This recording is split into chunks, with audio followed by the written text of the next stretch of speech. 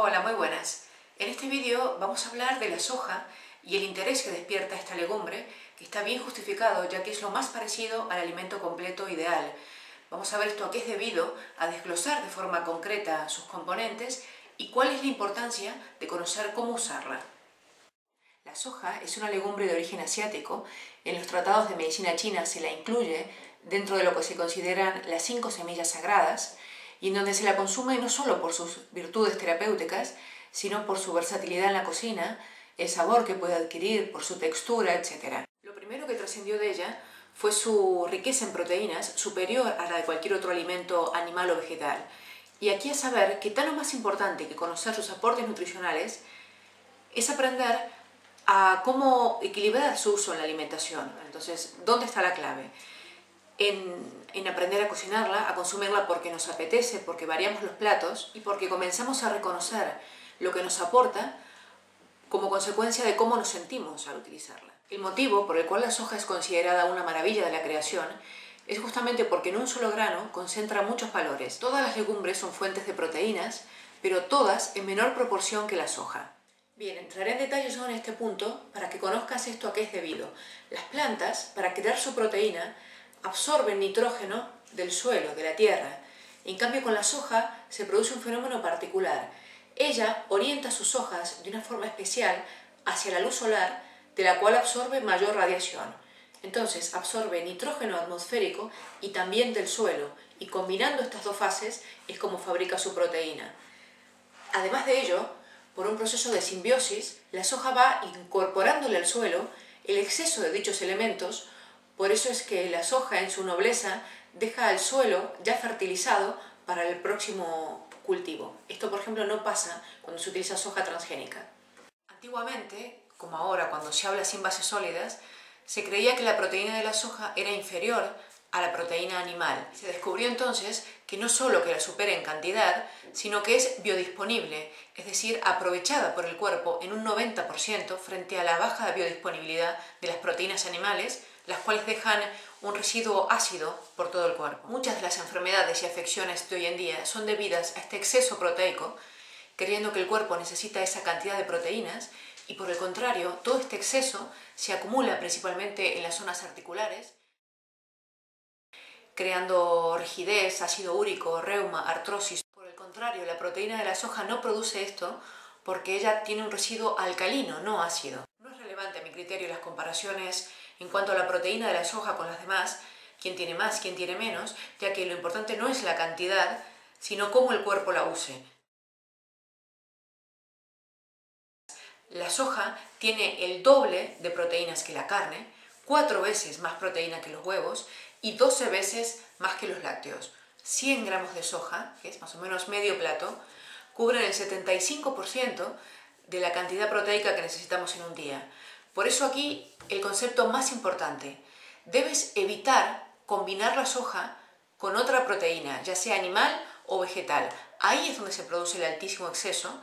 Entonces luego se le echa la culpa a la soja y no a cómo la estamos combinando. Esto lo vas a ver de forma práctica en el vídeo de cocina de la soja. Con respecto al tipo de hidratos de carbono, de glúcidos que contiene la soja, que por cierto es el más bajo de todas las legumbres, solo el 15%, al estar combinado con su fibra no deja residuos de azúcares por el cuerpo, por eso es un gran aliado en la diabetes, y además tiene un componente hipoglucemiante. La soja no contiene gluten, por tanto es apta para quienes tengan celiaquía, quienes tengan intolerancia a la proteína del trigo, problemas circulatorios, etc. Por supuesto, no para quienes tengan alergia a la proteína de la soja. El contenido de ácidos grasos es mayor, pero estos son biológicamente necesarios e importantes, ya que el cuerpo no los produce, pero además son los que crean el sistema nervioso y son los que evitan los depósitos grasos en las arterias.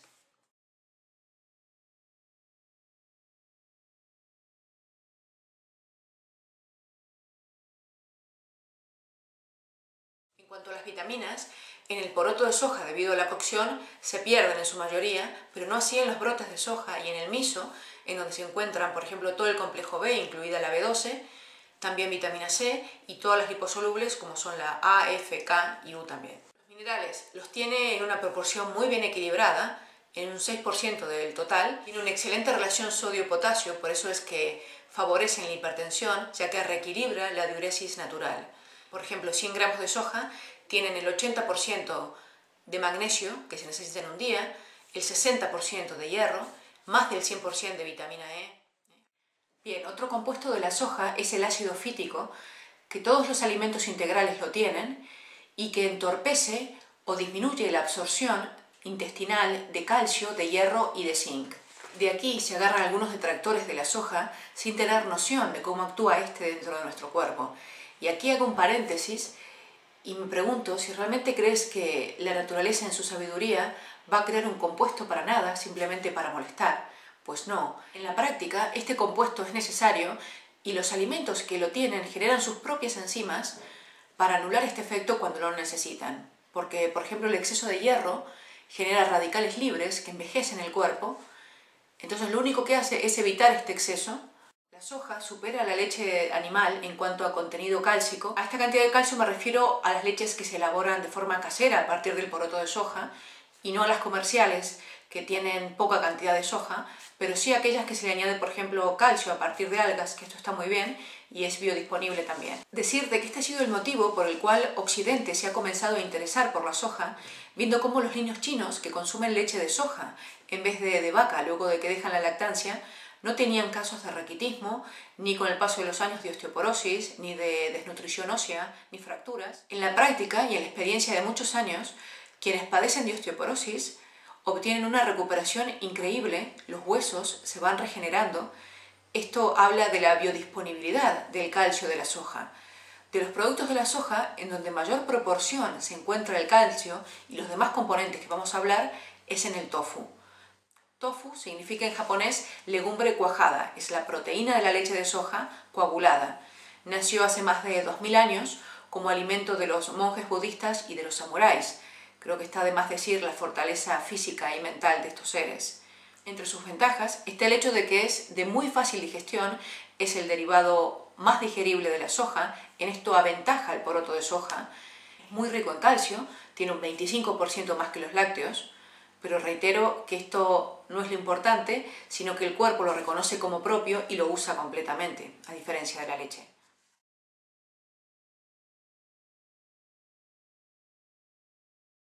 También es fuente directa de hierro, de vitamina K, necesaria para la coagulación de la sangre, y de otras vitaminas.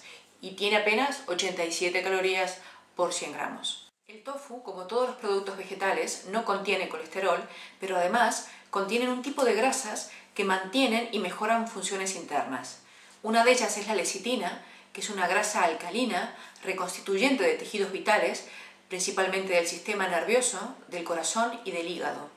Es quien redistribuye las grasas y el colesterol del propio cuerpo para que sea bien aprovechado y no se acumule en las arterias.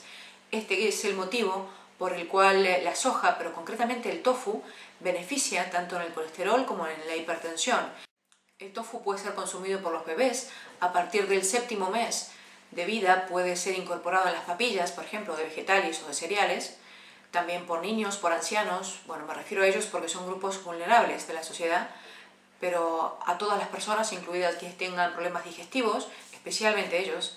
Sus proteínas, al no dejar residuos, no sobrecargan los riñones, como sucede con los demás alimentos proteicos, por tanto también es beneficioso para quienes tengan problemas renales. El otro gran componente de la soja son los fitoestrógenos. Fito significa planta, por tanto estrógenos de la planta, que sin ser hormonas se comportan como los estrógenos femeninos, supliendo su carencia, ya que tienen un efecto equilibrador de las hormonas sexuales femeninas, donde las incrementan o las disminuyen en función de lo que necesita nuestro cuerpo. Dentro de los fitoestrógenos se encuentran las isoflavonas. Estas, al ingresar a nuestro cuerpo, se combinan con bacterias intestinales, transformándose en una hormona antioxidante y protectora frente a los cánceres y tumoraciones, tanto en hombres como en mujeres, principalmente aquellos que son debidos a desequilibrios hormonales, como los de mama, próstata, endometrio y colon. Muchos cánceres son derivados de procesos hormonales y también son producto de las oxidaciones. Entonces la soja, al tener una combinación entre antioxidantes y fitoestrógenos, creo que sobran las palabras para aquellos que hablan con necedad en este campo. La soja contiene compuestos protectores frente a las radiaciones, incluso de la quimioterapia, y está incluida dentro de los 14 alimentos que pueden salvar la vida. Los fitoestrógenos de la soja son completamente naturales y reconocibles por el cuerpo humano porque tienen prácticamente su misma estructura. Esto es lo opuesto a lo que ocurre con las hormonas sintéticas y todas sus contraindicaciones.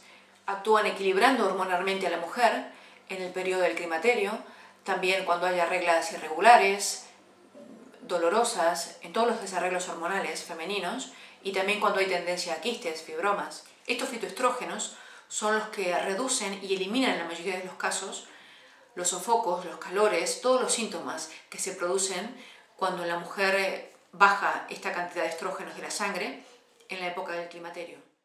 El cáncer de próstata en los hombres orientales tiene una incidencia muy baja, apenas de un 2%. Esto es por la existencia de fitoesteroles en el cuerpo y la sangre de los hombres orientales.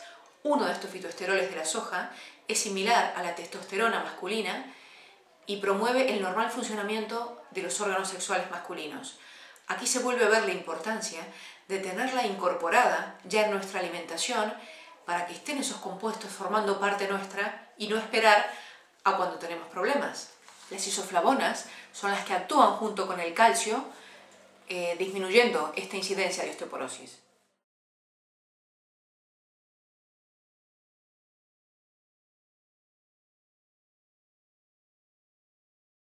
La soja no es la única que contiene fitoestrógenos, muchos productos vegetales lo contienen, pero todos en menor proporción que la soja, y el cuerpo usa lo que necesita y desecha de forma natural lo que no utiliza. Debes saber que la soja bebible, las leches de soja, no tienen prácticamente isoflavonas y mucho menos aquellos alimentos que se le añade la soja. Tampoco la lecitina de soja, la isoflavona se extrae por un método especial.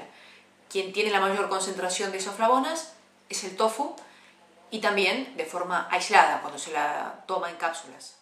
Quisiera hacer un paréntesis aquí para decir que con respecto a este equilibrio hormonal que tiene la soja y quienes pretenden crear un miedo infundado hacia ella, no veo que cuestionen la cantidad de hormonas artificiales que tienen los pollos y los huevos, aparte de las carnes, y no se cuestiona esta cantidad de hormonas artificiales y tóxicas que contienen estos alimentos. Desde mi experiencia personal y profesional, y desde el historial de muchos científicos y profesionales en el área, hemos comprobado los beneficios y la efectividad de la soja en la parte ósea, en la calidad de la sangre, en la resistencia física, en los tejidos estructurales, etc. Todos resultados que han sido comprobados con los estudios de campo y con las analíticas médicas. Tan importante como conocer lo que te aporta la soja es que conozcas su procedencia. Por eso que es de vital importancia que tengas el conocimiento sobre lo transgénico, ya que esto adquiere especial relevancia en el caso de la soja. Puedes verlo en el vídeo dedicado a ello. La tendencia de Occidente es que tras tener la información, comenzamos a consumirla de forma excesiva y descontrolada y solo cuando creemos que tenemos problemas y creemos que cuanto más mejor y más rápido. Por tanto, está en tu criterio que la soja sea una simple moda o por el contrario, la uses para que sea una colaboradora en tu vida. Toda la controversia que algunos pueden llegar a generar sobre la soja solo existe aquí en Occidente, donde la tendencia es aislar los elementos de la misma forma que tratan al cuerpo como un rompecabezas y se pierden lo más importante, la esencia, que es el equipo que forman todos los elementos para equilibrarse y compensarse entre sí, llegando a un resultado útil y favorable. Pues eso mismo sucede con la alimentación y quienes se expresan sin fundamento sobre la soja, creyéndose superiores a tantos años de evolución. Bien, espero que esta información de la composición y compuestos de la soja te sea útil y que la unas a la parte práctica de cómo utilizarla y de momento nada más. Hasta la próxima.